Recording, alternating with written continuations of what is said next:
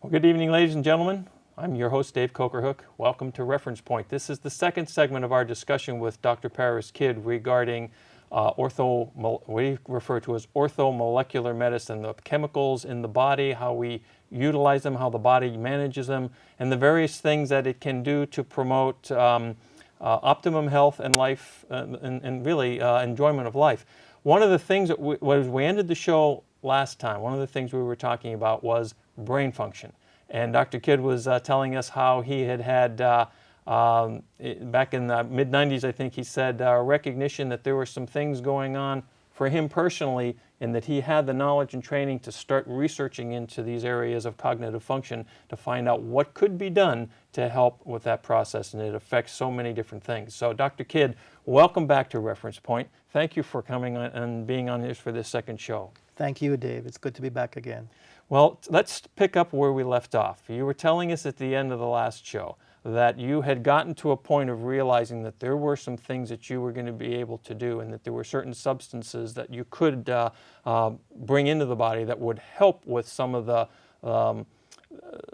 to reverse, I guess, some of the deterioration that you were personally experiencing in memory loss and attention and that sort of thing. Is that correct? Yes, Dave, that's very correct. And at that time in 1994, I was in my mid-40s, and I realized that I was significantly losing mental function. It was obvious to me and becoming obvious even to others, which is a danger point. When others notice, that's when you know you really have a problem too. Yeah.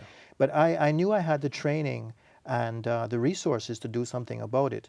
The first thing I did was to cut back on the sources of emotional stress for me, because I learned pretty quickly that emotional stress kills cells in the brain.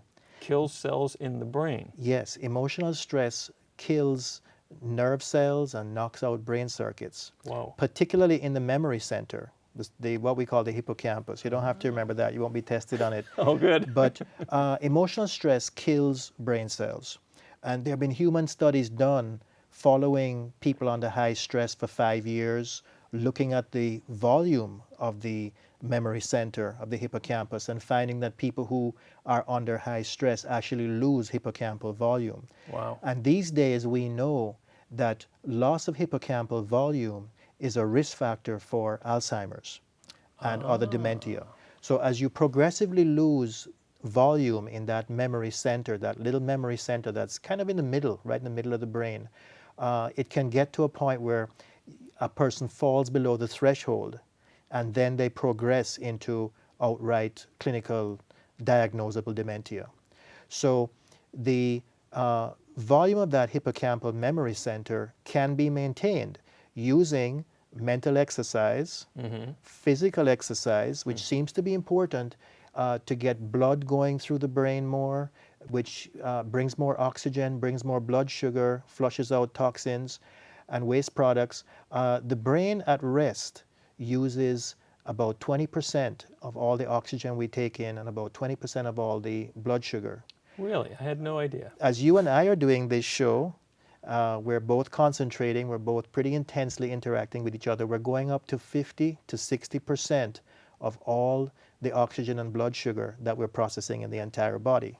So that implies to me that when you are intently involved in whatever your activity is, your work, if you're playing the piano, if you're on the football field, whatever, that the utilization of the oxygen and the blood sugars, etc., is at its peak. Yes, it is, Dave. And the brain consumes, did you say up to 50% of that? Up to 60% actually, 60%. as high as Wow. 60%. Yeah, even this little 3-pound organ can be burning up that much. Wow. And by the way, brain size doesn't make a whole lot of difference. Einstein had a smaller than average brain. But interestingly, the mathematical zones of his brain were very dense. He had very dense circuitry in certain zones that tended to explain how he could be as good as he was at what he did. But coming back to the brain as an organ now, the brain has a lot of insulation. The nerves have to be insulated, and those insulating zones or sleeves use a lot of fats, what we call fatty acids, good fats. Those good fats are subject to what we talked about in our previous session, free radical attack. They're very susceptible to free radical attack. So we need a lot of antioxidants in the brain. So if the brain is using that much oxygen, and you were indicating earlier that it is as the oxygen is used by the body, it creates or spins off these free radicals. Is that? That's right. So, That's right. so this is where up here is where a tremendous amount of the oxygen is being utilized. So that's an area that is susceptible, highly susceptible to the negative effects. That's right, Dave. And I have done reviews on pretty much all the major brain diseases. They're all on my website, by the way. People can go there and download them without any strings attached. They're published in the peer-reviewed scientific literature. And I find a thread running through all of that, which is free radical damage and antioxidant insufficiency. And the first capacity that goes in the brain is the ability to make energy. And without energy, the brain is really stuck because it needs a whole lot of energy. We have about 100 billion nerve cells, give or take a few billion. And each of those makes between 1,000 and 10,000 connections. We have more connections in the brain than there are countable stars in the universe. Wow. And I can show you what the basic functional unit is. Sure, please. It's called a synapse in scientific terms, but you can just think of it as a nerve-nerve contact. So we have trillions of these literally in our brain circuits. Okay. And these are one-directional contacts so that chemicals come from one side and go across to the other side. And as they do that, they create a new electrical signal. Now, is that when you say from one side to the other side, does this mean one nerve cell to another nerve cell? Here's the ending. Here's an ending from one nerve cell. And each nerve cell can have thousands of these endings. And then that ending comes very close to another nerve cell and passes a chemical signal across, which then changes the electrical capacity of the next cell, and in that way information is exchanged. Okay, so I'm guessing that these are the representation of the chemical signals? Those are nerve transmitters. Okay. The most common of all is acetylcholine, which I'm going to get to later. And acetylcholine is very interesting because it's not just in the brain, it goes all through the muscles.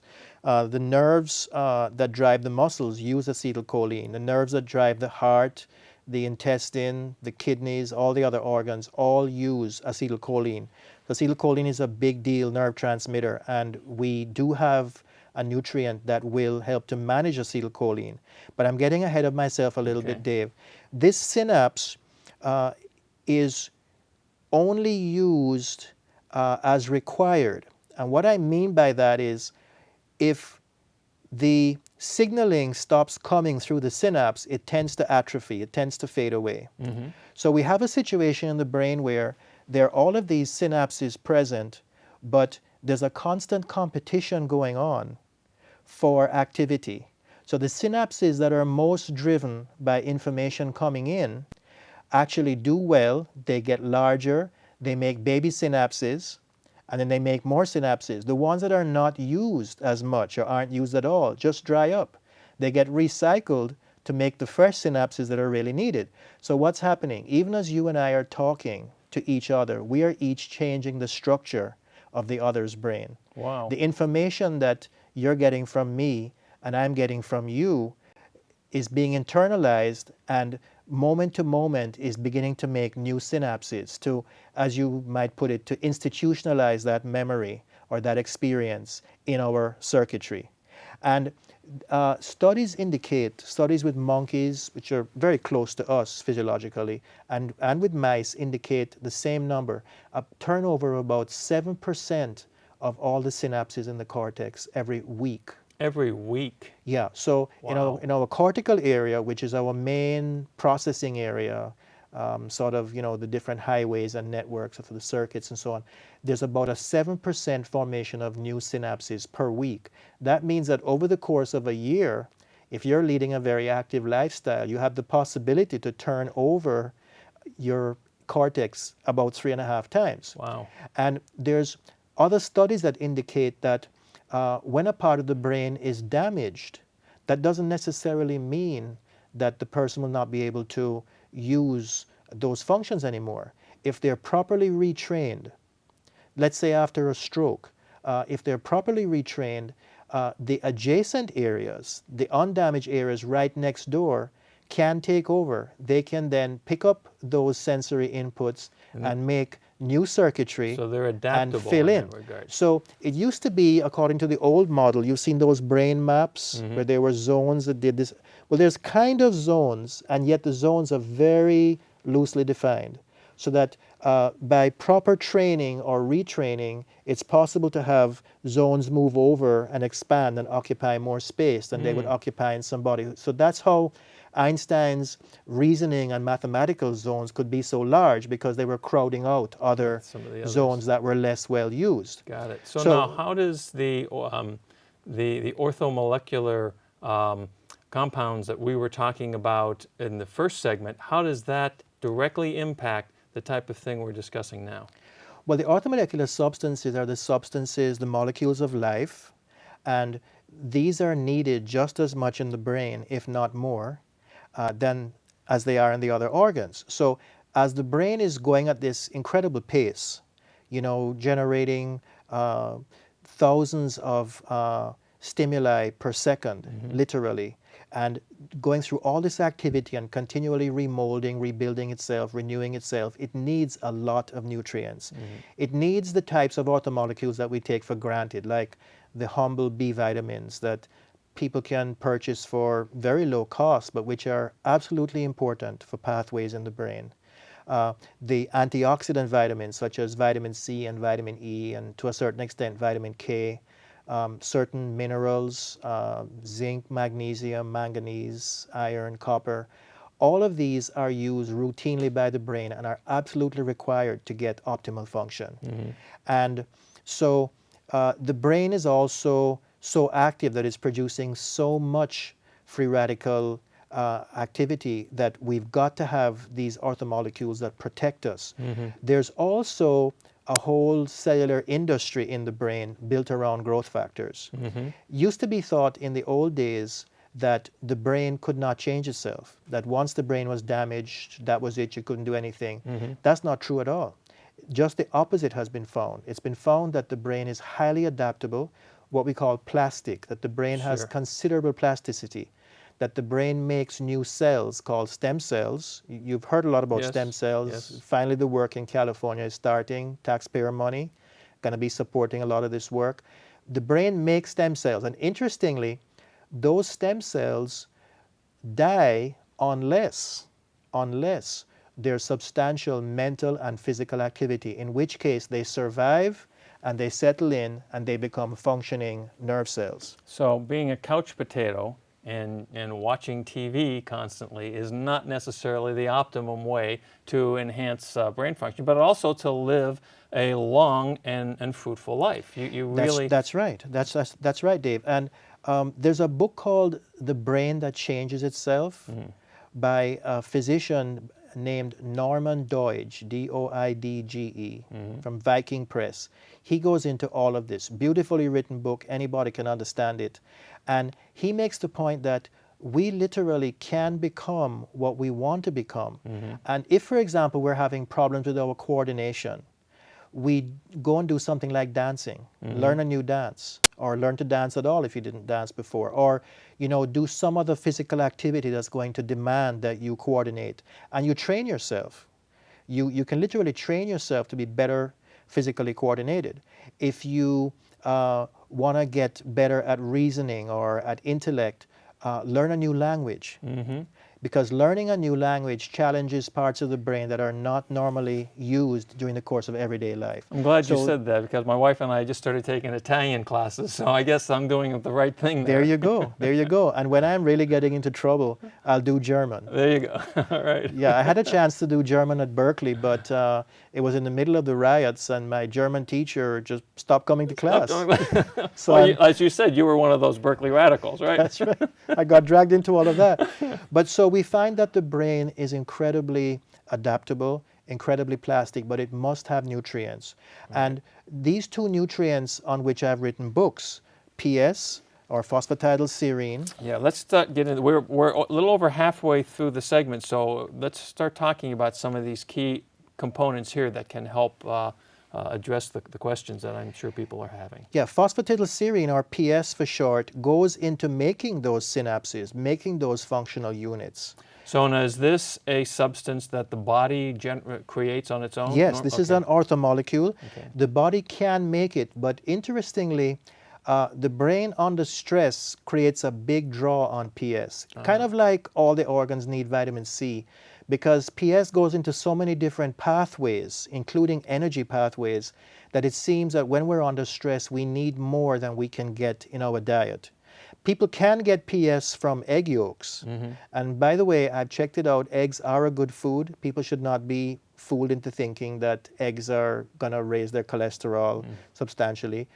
Egg yolks carry a fair amount of PS, and PS goes into building those functional units, those cell-to-cell functional units. And it's been through 26 double-blind trials, which is far more than any drug ever gets.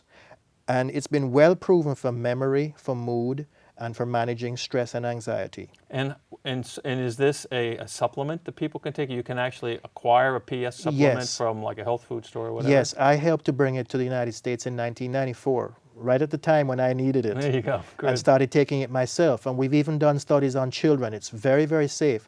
The other thing about the orthomolecules, Dave, is that these substances have been part of our biochemistry since we were, very, very basic living organisms. And so they're very safe for us. Sure. They hardly ever cause any level of side effect.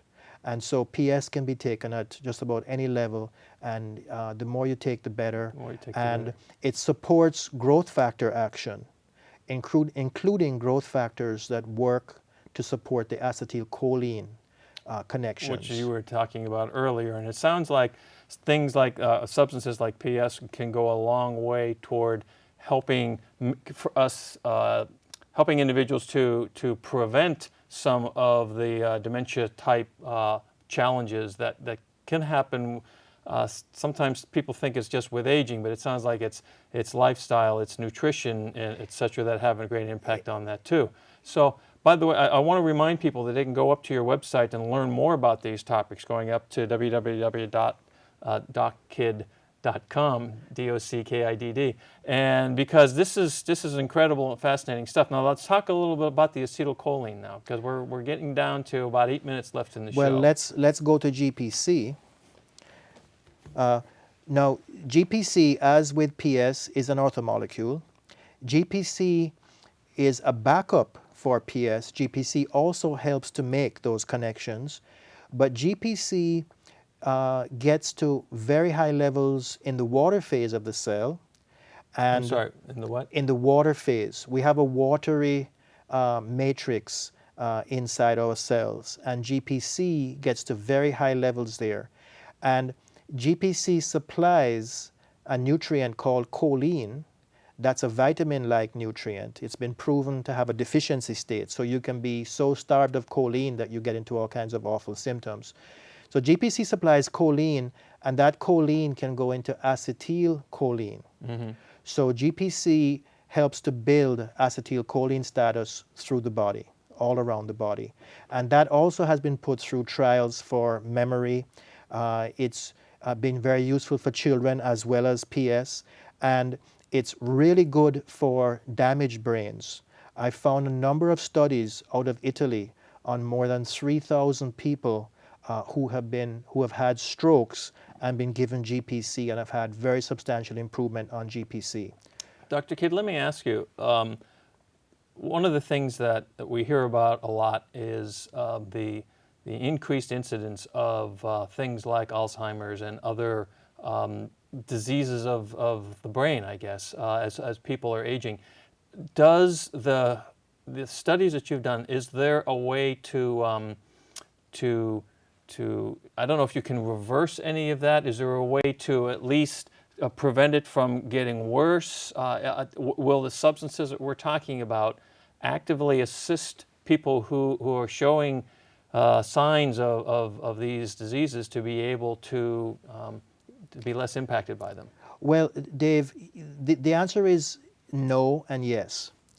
For a person who has frank, highly developed, progressing dementia, it's very, very hard You can slow it down a little bit, but I'm writing a review on this right now, currently, and what I'm going to be stressing in this review is that the time to stop Alzheimer's is those last few stages before it becomes clinically diagnosed. And now we have three approaches that can be used to pick up degeneration in the brain without invading the brain. One is psychometric testing, doing different types of tests online or other interactive tests for mental performance. The other is NMR imaging, and the other is PET imaging, which looks at blood sugar usage in the brain. And those three techniques come together to define a stage at which we kind of have a threshold for progression to Alzheimer's. If we can catch it before that, then we can use these nutrients and other nutrients and lifestyle changes and perhaps stop it there and even possibly turn the person around. There have been cases of remission. The condition is officially called mild cognitive impairment, but it's the last stage that a person gets to before they're diagnosed with Alzheimer's. So we need to do more research there with PS, with GPC, with other brain nutrients. And we also need to tell people out there, Dave, that if they're having problems so severe that they're noticing it, that it's impairing their daily productivity and overall quality of life, and especially if relatives are making, comments like, "Whoa, you're having so much trouble remembering, your nephew's name," or something like that. That's the time to go and get tested.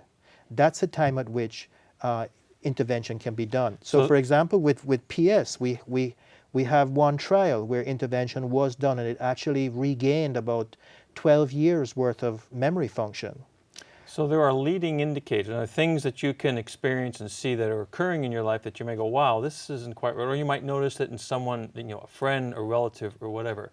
And just because they have appeared does not mean that all hope is lost. It's actually a flag, if you will, that you need to increase the intake, it sounds like, of some of the types of orthomolecules that we're talking about. That's right, because Dave. if you do that early enough, you have the opportunity to stave off the deleterious effects of this continuing negative progression. That's right, Dave. And the first thing is the easy stuff, the lifestyle stuff.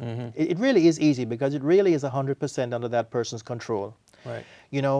People who are around and creating stress, got to cut down the time with them. You want to have the people in your life be positive. You don't want to have them be creating stress for you. So jobs, relationships that are creating stress, need to take a hard look at that. Get into the gym or just walk. Do good physical exercise that increases circulation to the brain. Then start on these orthomolecules right away because they're totally safe to use. There's no problem with using them as supplements. And look at the diet. There are superfoods like wild salmon, berries, even chocolate, even small amounts of chocolate. People can learn more about some of these specific foods and supplements, I'm guessing. They can learn more about that if they were to go up to your website. That's right, Dave. And I am really amazed. My brain is working better now than it was 13 years ago. When you were still a Berkeley radical? Well, once a Berkeley radical, always a radical, right? One can always look back to the things that one does in our youth and, say, well, was that right or wrong or what? But I'm thankful that I was able to earn my PhD at Berkeley and that I was able to get this additional training. And I'm fascinated with the work I do now. I'm particularly fascinated with this brain work because what are we if we're not people with brains, right? And I really want to encourage the people out there to understand that there is so much they can do to retrain themselves, to remake themselves. They almost literally can be what they want to be. And there's no age limit. That's right. There is no age limit. The stem cells are produced throughout life. And to put them to work, we need to do the right things, avoid toxins, and take these supplements. And then just, really make sure that we use it, otherwise we can lose it. What we're talking about here really is quality of life. You're talking about there are certain things that each individual can do to for themselves to make their life enjoyable and way late into age. You don't have to have some of these problems that you read about in the press all the time. Yes, problems that It's not create. required. Yeah, it's not part of getting necessary old. to have a relative become so badly off that they're a real, burden on the society, and Right. it costs something like a couple of $100 billion a year for Alzheimer's alone in this society. But I also want to say too that children benefit from these. Children who have poor wiring, children with behavioral problems, children with learning problems, children with sensory problems such as in autism, and so all those children have benefited from these nutrients. And so at any stage of life, it's possible to rewire the brain by taking these supplements. They support the growth factor action, they support the stem cell action, and then if the right positive supportive sensory input is coming in, then real changes can be brought about. Fantastic. Dr. Kidd, I really want to thank you again for coming to do this show. It's been a great experience for me. I mentioned earlier that my wife had worked with Dr. Cathcart, and so I kind of was on the fringes of understanding some of the information that you relay today, but it was something that I never really delved into to any great degree. Getting this data explained from you has been a great help to me. I really appreciate that, and I'm sure the viewing public out there has appreciated it too, because you're able to relate this information in terms that the average person can understand. I really want to compliment you and thank you for that. So one more time, I'm going to let people know they can go up to your website, which is www.dockidd.com. And then if you have any questions for Dr. Kidd or myself, any suggestions about this show, other shows we might do here at Reference Point, send us an email, info@referencepointtv.com. Let us know what you're thinking. Let us know what we can do here at Reference Point to bring you useful and valuable information like I believe we did tonight. So with that, Doc, I want to thank you again for being here. I'm going to say goodnight to the folks out there that are watching us on TV land, and we'll see you next time on Reference Point.